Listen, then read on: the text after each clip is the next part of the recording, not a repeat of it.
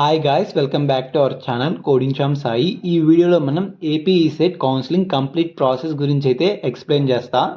AP ECET కౌన్సిలింగ్లో complete steps ఎన్ని ఉంటాయి, ఆ స్టెప్స్ ఎలా జరుగుతాయి, దాని గురించి అయితే ఫుల్ డీటెయిల్గా మీకైతే ఎక్స్ప్లెయిన్ చేస్తా ఈ వీడియోలో.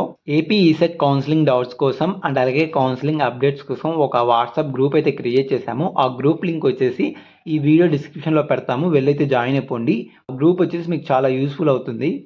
ఇంకా లేట్ లేకుండా టాపిక్ అయితే డిస్కస్ చేద్దాం. ఇప్పుడు చూపించే ట్యాబ్స్ వచ్చేసి లాస్ట్ ఇయర్ ఏపీ ఈసెట్ 2024 అనమాట. సేమ్ ప్రాసెస్ మీకు కూడా ఏపీ ఈసెట్ 2025లో కూడా సేమ్ ప్రాసెస్ అయితే ఉంటుంది. ఇప్పుడు వరకైతే మనకి ఏపీ ఈసెట్ 2025 వెబ్సైట్లో ఓన్లీ ఇన్ఫర్మేషన్, బులెటిన్స్ అండ్ అలాగే దాని పక్క ట్యాబ్ డీటెయిల్స్ అయితే ఎప్పటి నుంచి ఎప్పటి వరకు క్యాండిడేట్ రిజిస్ట్రేషన్, వెబ్ ఆప్షన్స్ ఎప్పుడు అని డీటెయిల్స్ అయితే డిస్ప్లే అవుతున్నాయి. టుమారో మీకు ఫార్మ్స్ ట్యాబ్లో ఈ 4 ఆప్షన్స్ అయితే మీకు టుమారో విజిబుల్ అవుతాయి. Candidate registration, know your payment status, print your application form, know your HLC అనమాట. వచ్చేసి మీరు క్యాండిడేట్ రిజిస్ట్రేషన్ అవ్వాలి అండ్ అలాగే ఫీజ్ పేమెంట్ చేయాలి. వన్స్ మీరు క్యాండిడేట్ రిజిస్ట్రేషన్ క్లిక్ చేసిన తర్వాత ఈ క్యాండిడేట్ రిజిస్ట్రేషన్ ట్యాబ్ అయితే ఓపెన్ అవుతుంది. ఇక్కడ మీరు హాల్ టికెట్ నెంబర్ అయితే ఎంటర్ చేయాలి, ECET hall ticket number and అలాగే మీ డేట్ ఆఫ్ బర్త్ అయితే ఎంటర్ చేయాలి. వన్స్ సబ్మిట్ కొట్టాక క్యాండిడేట్ డీటెయిల్స్ పేజ్ అయితే డిస్ప్లే అవుతుంది. ఈ పర్సనల్ డీటెయిల్స్లో మీరు ఈమెయిల్ తప్ప ఏమీ చేంజ్ చేయలేరు, ఒక ఈమెయిలే చేంజ్ చేయగలుగుతారు. ఇన్ కేస్ మీ నేమ్ కానీ, డేట్ ఆఫ్ బర్త్ కానీ, ఫాదర్స్ నేమ్ కానీ, మొబైల్ నెంబర్ కానీ చేంజ్ చేయాలంటే అది మీ వల్ల కాదు. మీరు వచ్చేసి హెల్ప్ లైన్ సెంటర్కి అయితే వెళ్ళాలి. అక్కడికి వెళ్తే వాళ్ళు చేంజ్ చేయగలుగుతారు వెరిఫికేషన్ చేసి. నెక్స్ట్ వచ్చేసి in case me personal details అన్ని కరెక్ట్గా ఉంటే మీరు కేటగిరీ సెలెక్ట్ చేసుకోవాలి. In case me category OC అయితే ఓసీ, బీసీ అయితే బీసీ, ఎస్సీ అయితే ఎస్సీ అనమాట. సెలెక్ట్ చేసిన తర్వాత మీ దగ్గర క్యాస్ట్ సర్టిఫికేట్ ఉందా అని అడుగుతుంది. మీ కాడ ఉంది కాబట్టి ఎస్ అని సెలెక్ట్ చేయాలి. నెక్స్ట్ వచ్చేసి ఆ సర్టిఫికేట్ ఎవరు ఇష్యూ చేశారు, మీ సేవ లేకుంటే సచివాలయమా. మీ సేవ అయితే మీ సేవ, సచివాలయం అయితే సచివాలయం సెలెక్ట్ చేసుకొని దాని తర్వాత మీ నెంబర్ అయితే ఎంటర్ చేయండి, caste certificate number. Once enter చేసిన తర్వాత మీ ఇన్కమ్ అండ్ అలాగే క్యాష్ డీటెయిల్స్ ఏపీ ఈసెట్ వెబ్సైట్కి ఇంటిగ్రేట్ అయి ఉంటాయి కాబట్టి once cash certificate number enter చేస్తానే మీ డీటెయిల్స్ అన్ని డిస్ప్లే అవుతాయి.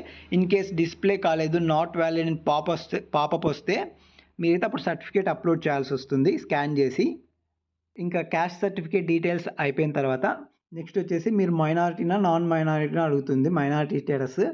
ఇన్ కేస్ మైనారిటీ సర్టిఫికేట్ ఉంటేనే మైనారిటీ వాళ్ళు అనమాట. ఇన్ కేస్ ముస్లిమ్స్ అయినా మీ దగ్గర మైనారిటీ సర్టిఫికేట్ లేకపోతే మీరు మైనారిటీ కిందకి రారు.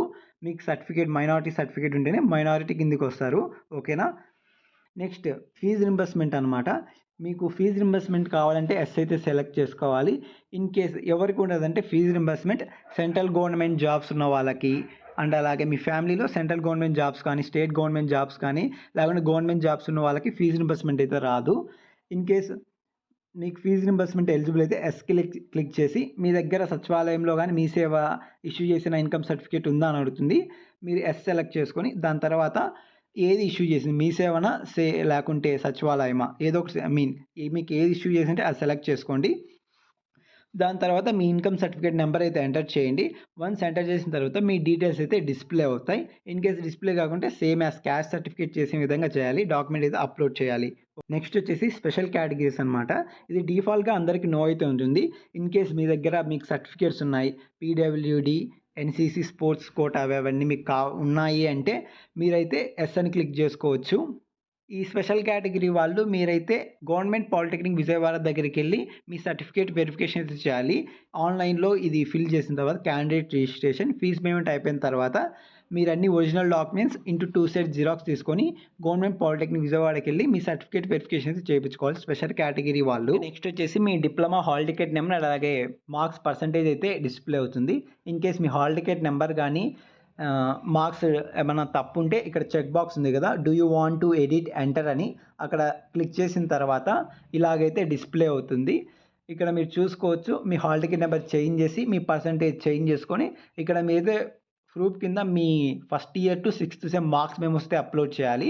1 పీడిఎఫ్లోనే సింగిల్గా అప్లోడ్ చేయలేము, అన్నీ కలిపి ఒక పీడిఎఫ్లోనే 1 to 6 పీడిఎఫ్ క్రియేట్ చేసి ఇక్కడైతే అప్లై చేయాలి, క్లియర్ అండ్ క్లారిటీగా వాళ్ళకి వెరిఫై చేసేంతగా.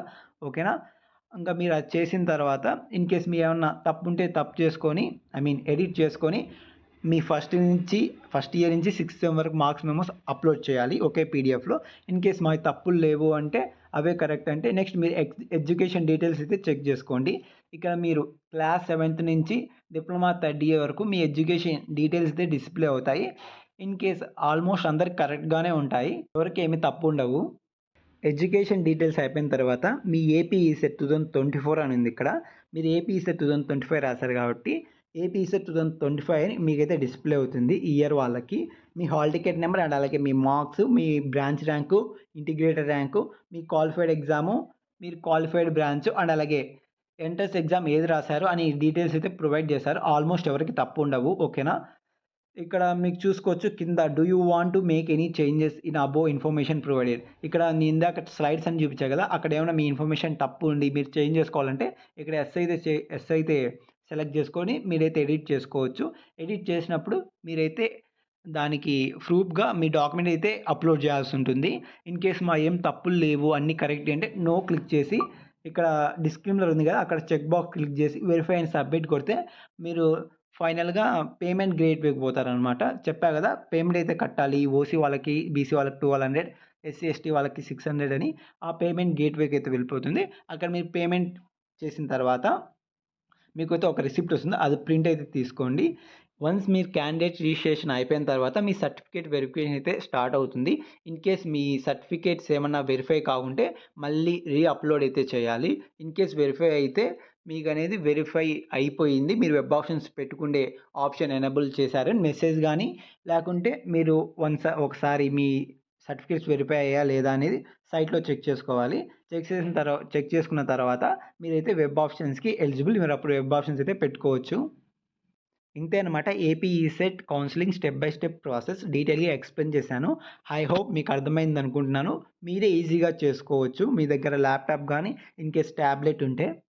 ఈ వీడియో నచ్చితే లైక్ చేయండి అండ్ అలాగే మీ ఫ్రెండ్స్ కూడా షేర్ చేయండి. వాళ్ళు కూడా తెలుసుకుంటారు. Thanks for watching.